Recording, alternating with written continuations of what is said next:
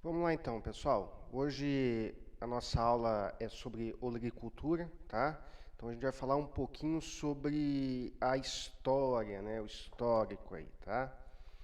Então, o nomadismo, ele consiste em uma prática onde um homem ou grupo de humanos, né, vagueiam por diferentes territórios.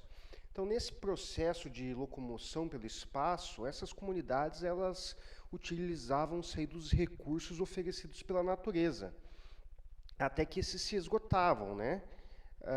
Com o fim desses recursos, esse grupo se deslocava até encontrar outra região que podia oferecer as condições necessárias para a sobrevivência daquele grupo, né? Então, essas pessoas geralmente viviam aí da caça, da coleta, né? Quando o recurso começava a ficar escasso, que eles tinham que ir para muito longe, eles então iam para outras áreas.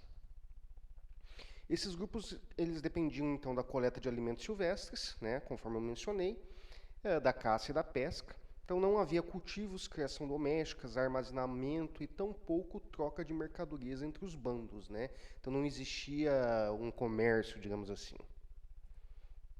Em cada local em que o bando se instalava, a coleta, a caça, a pesca eram fáceis aí no início e iam ficando cada vez mais difíceis e distantes, até o momento em que as dificuldades para a obtenção de alimentos se tornava tão grande que os obrigava de mudar de lugar, né? Então, inclusive a gente pode encontrar cenas do cotidiano, né, nas pinturas rupestres aí em algumas cavernas, né? Durante o Paleolítico e parte do Neolítico, o nomadismo foi uma prática comum entre os primeiros humanos, entre os primeiros grupos de humanos. Com as mudanças climáticas e o desenvolvimento das primeiras técnicas agrícolas, o nomadismo cedeu espaço para o aparecimento de comunidades sedentárias, né, originárias aí das primeiras civilizações da antiguidade, ok? Então, esses grupos descobriram que as sementes das plantas devidamente lançadas ao solo podiam germinar, crescer e frutificar, e que os animais poderiam ser domesticados aí, e criados em cativeiros. E isso facilitou muito a vida dessas populações, desses grupos, né? Porque eles deixam de ter que ficar saindo dos locais que eles estavam estabelecidos, né? E podem ali fixar moradia. Com o passar do tempo, o homem foi se tornando cada vez menos nômade e mais dependente da terra em que vivia, desenvolvendo então a habilidade de produzir. Os avanços tecnológicos eram muito lentos, até mesmo de técnicas muito simples, como questões de adubação com materiais orgânicos, estercos e outros compostos aí, e o preparo do solo, né? Então não se tinha tecnologia, não se tinha conhecimento científico, era tudo feito na base da observação e na tentativa e erro. Então, um desenho aí bem bacana, né? Enterramos sementes e elas viram plantas para a gente comer. E controlamos a reprodução dos animais para comermos sua carne, né?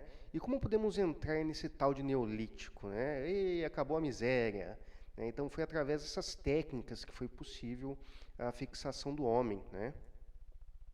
Por tentativa e erro, os agricultores de todo o mundo começaram a produzir plantas de melhor qualidade.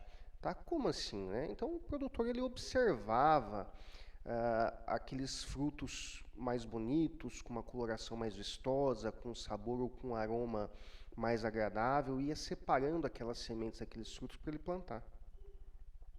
Então eles observaram que nem todas as plantas de uma certa espécie tinham a mesma capacidade de produção, algumas ficavam maiores, tinham um melhor sabor ou eram mais fáceis de serem moídas e transformadas em farinha.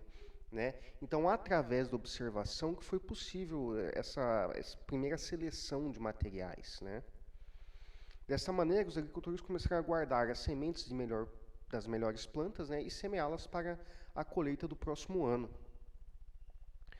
O fim do século XVIII foi marcado pelo início da busca pela alta produtividade, objetivando uma maior produção de alimentos. Então, os técnicos e especialistas desenvolveram novas tecnologias de produção agrícola para promover a primeira revolução agrícola. Tá? Então, nesse período, intensifica-se a adoção de sistemas de rotação de cultura com plantas forrageiras, então utilização de capim e de leguminosas, e as atividades de pecuária e agricultura se integram, trazendo um grande aumento da produção de alimentos com uso de excrementos de animais para a adubação de lavouras. Então aqui começa-se a utilizar as primeiras adubações orgânicas ali, né? Então a primeira revolução agrícola teve como característica principal a baixa necessidade de capital, a alta demanda de mão de obra, o atendimento ao mercado local e o alto consumo. Crescimento de produções extensivas de alimento, como café e cana-de-açúcar, e de citros. Tá? Então começou a se expandir a produção desses itens. Começou a se ter um controle de pragas e doenças através de extrato de plantas e emulsões com querosene. E no século XIX foi de grandes descobertas para a agricultura mundial. Então, por parte de diversos pesquisadores, um grande processo na compreensão da nutrição de plantas e de adubação das culturas, né? Então, Justus von Liebig estabeleceu em 1862 a lei do mínimo, que possui importância universal no manejo da fertilidade do solo até hoje. Então essa lei, ela fala ali que todos os nutrientes necessários para as plantas, né, tanto macro quanto micronutrientes, eles devem ser disponibilizados para a planta nos seus níveis adequados. E que aquele item, aquele nutriente que tiver em déficit, né, de disponibilidade para a planta, é ele que vai fazer com que você tenha um decréscimo da tua produção. Tá? É ele que vai fazer com que a tua planta não expresse a sua maior produtividade. Tá? Então, nesse século, teve início o desenvolvimento do maquinário agrícola, de fertilizantes e de pesticidas para o emprego na agricultura. Então, surgiram as grandes extensões de cultivo, principalmente da monocultura, com elevada necessidade de irrigação. Tá? Então, os primeiros maquinários começaram a surgir, então, né? A partir da segunda metade do século XX, os países desenvolvidos criaram uma estratégia de elevação da produtividade agrícola, né, da produção agrícola mundial, visando combater a fome e a miséria dos países mais pobres, né? Isso é o que eles dizem, mas a gente sabe que não é bem por aí, né? Que é tudo mais uma questão de comércio e de deter, né, monopolizar o principal meio de produção, né? Então não é para combate à fome, porque a gente sabe que tem muito país aí, a gente tem recordes e recordes e recordes de produção mundial e tem muitos países ainda que amargam aí uma insegurança alimentar bem complicada, né? Então, para isso, né, para em tese combater a fome e a miséria dos países mais pobres, eles acabaram introduzindo técnicas mais apropriadas de cultivo, de mecanização e uso de fertilizantes, agroquímicos e a utilização de sementes de alto rendimento em substituição às sementes tradicionais menos resistentes aos agroquímicos. Essa substituição também ela gerou uma série de situações complicadas por questões de patente, tá? E aí eu recomendo vocês assistirem um filme, depois eu vou disponibilizar ele, que é Sementes da Liberdade, que fala um pouco sobre a substituição dessas sementes tradicionais, dessa agricultura tradicional, por um pouco dessa agricultura mais tecnificada, tá? Desse pacote de produção. Então, vamos falar um pouco aí da Revolução Verde, né? Então, ocorreu o abandono da rotação de cultivos, do controle biológico e de cultivares resistentes. O emprego do solo apenas como suporte das plantas, sem a preocupação da preservação do ambiente, da flora e da fauna, e a produção agrícola altamente exigente em capital, maquinário e tecnologia. Tá? Além da utilização de agroquímicos modernos no controle de pragas e de doenças. Tá? Então a gente deixa de ter aquela agricultura tradicional, campesina, e passa agora a ter esse modelo de agronegócio, um modelo de empresa, né? Então aqui a gente tem um exemplo de como a agricultura ela vem se modernizando cada vez mais, né? Então um trator da Case aí, com autônomo, né? Sem a utilização de tratorista, né? Então tudo através de georreferenciamento, de GPS, e o maquinário vai embora, né? Então hoje também a utilização de drones para pulverização de pontos específicos da lavoura, né? Então agricultura de precisão. Então observem que a tecnologia ela vem chegando no campo cada vez mais rápido. E quais são as consequências de tudo isso, desse modelo, né, dessa nova revolução verde? Então a gente tem compactação do solo, tá? Pelo uso excessivo de maquinária agrícola, pela alta carga animal nos solos, né? Quando trabalhado aí com pecuária. Né? Então essa compactação do solo faz com que também as raízes não consigam se desenvolver adequadamente, interferindo na produtividade desses vegetais. A questão da erosão do solo, né? Então áreas sem a devida proteção, né, com declividade um pouco mais acentuada, chuva forte acaba promovendo esses processos erosivos e, consequentemente, perda da camada agricultável do solo, né, então ficando muito mais caro aí para você fazer a recuperação dessas áreas, e perda, né, consequentemente, aí a perda da fertilidade desses solos, tá? Perda da biodiversidade, tá? Seja a flora, a fauna ou da microbiologia do solo. Então, a gente consegue observar aí, né, que as áreas de floresta começam a dar lugar, então, para extensas áreas de monocultivo. Contaminação dos alimentos e dos seus consumidores, intoxicação crônica e aguda dos trabalhadores rurais, devido à utilização massiva de agroquímicos, tá? Então, acaba muitas vezes aplicando fora do prazo de carência ou em dosagens inadequadas e acaba contaminando aí, né, de uma maneira geral. Contaminação dos solos e das águas por nitratos e agrotóxicos, né? Então, tanto pelos produtos químicos quanto pela questão da adubação também, tá?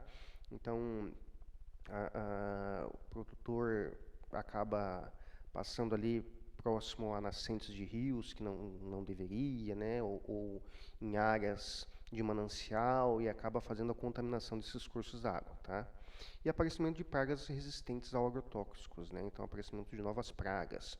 Então, a utilização constante de um único princípio ativo acaba gerando ali, né, que uma determinada doença ou um determinado inseto acaba ficando resistente à utilização daquele produto, né? Então, uma cepa ali, um esporo, um indivíduo, um inseto que acaba sobrevivendo à utilização, né, desse produto químico, que ele tem o gene da resistência, ele pode ir passando para as futuras gerações essa resistência, né?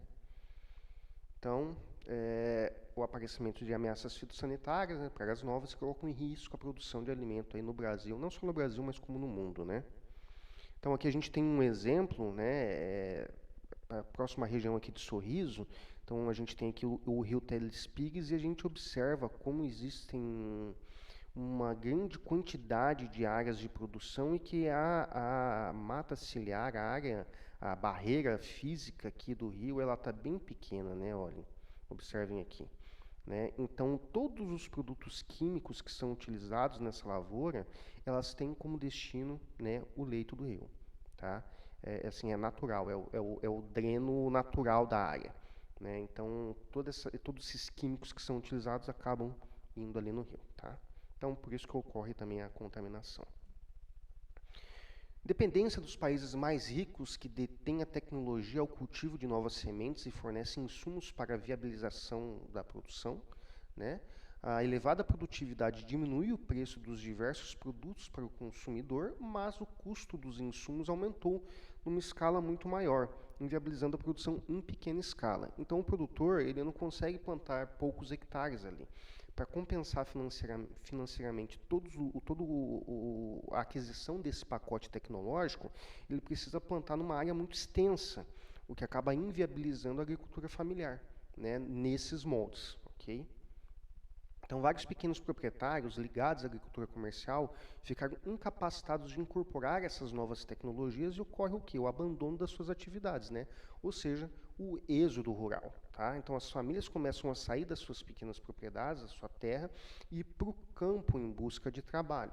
Tá? E aí, isso é todo um processo que provavelmente vocês já estudaram história, né, fazendo pressão nas cidades, surgindo periferias, áreas com uma condição social não tão boa, né? Bom, a partir então de 1953, com a descoberta da estrutura das moléculas do DNA, né, a biotecnologia provocou uma nova revolução verde. Tá? Com isso, o homem viu a possibilidade de manipular, trocar de lugar as letras do código genético e já na década de 70 descobriu-se como unir fragmentos de diferentes espécies. Tá? Então, pegar um gene de uma bactéria e introduzir num vegetal. Tá? Que hoje a gente tem o nosso milho BT, né, por exemplo.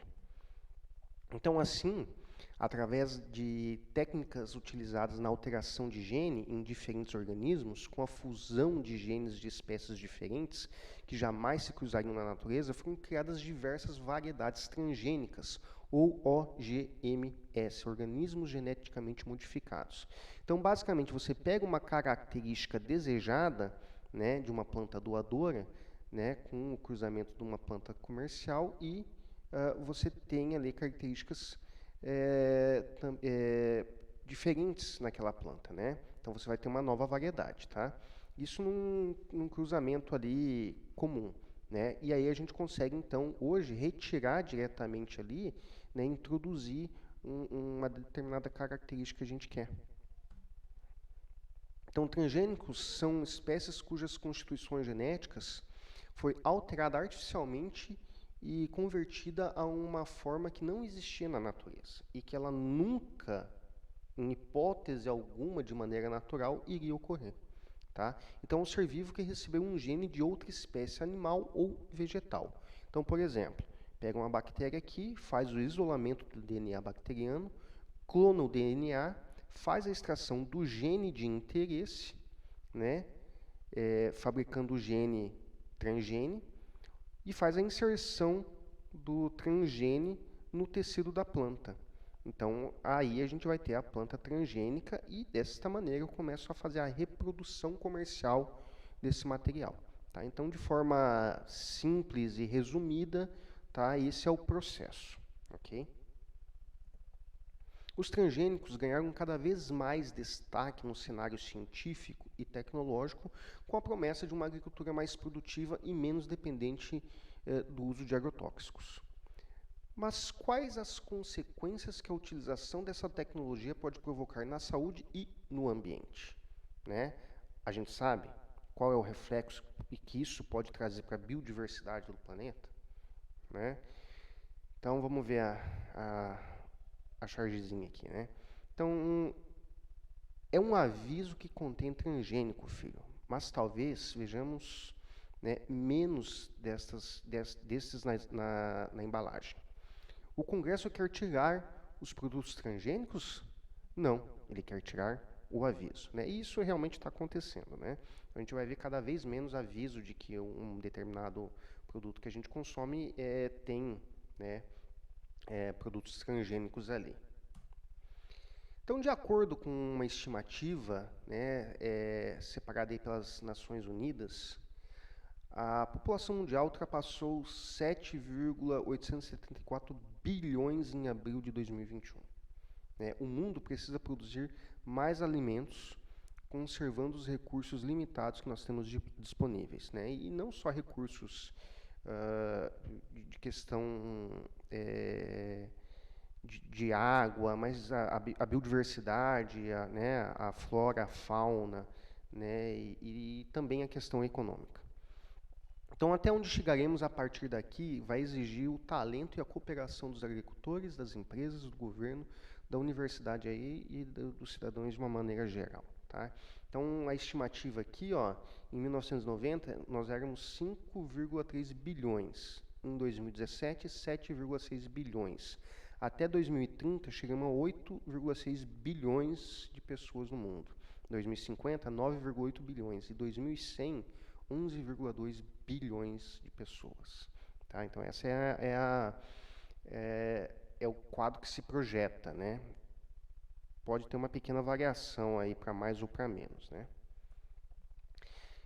Bom, então qual é o modelo de agricultura que a gente quer? Fica aqui para a gente pensar, né? Para a gente analisar quais são os benefícios, né? Quais são os malefícios desse modelo tecnológico que nós temos, de como nós vamos tratar isso, de como nós vamos levar essa agricultura, né?